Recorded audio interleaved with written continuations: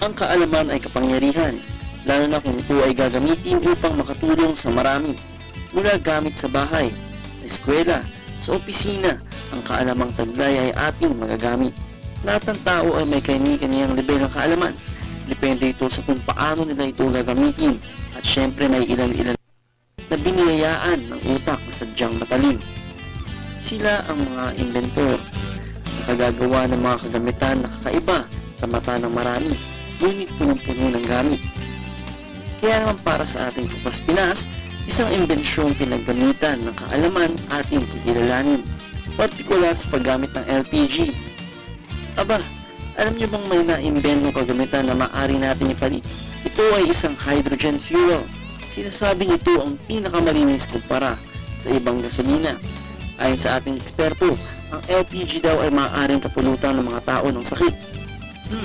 Stop cooking with LPG because according to this Dr. Radolf, who worked on 800 patients, many of the patients got sick if they are exposed to LPG.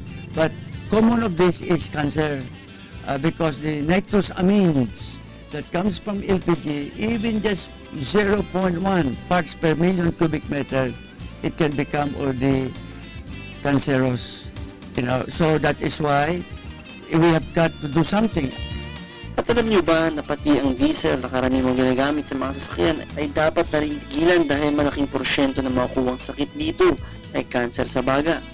Ang hydrogen fuel o hydrogen gas ay nabubuo sa pamamagitan ng First, we make the green charcoal. The green charcoal is made of ordinary biomass waste, like agricultural waste, waste of pineapple, bananas, coconut, sugar cane, and so on. Agricultural waste, rice straw, and then we mix that and make it with charcoal or with coal. We make green coal, green charcoal, and then after that, we use water and steam and produce hydrogen.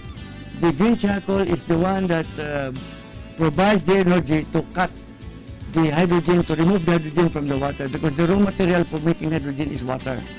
mabisa itong alternatibo sa LPG dahil ito ay malinis at tiyak na hindi magkakasakit ang mga tao.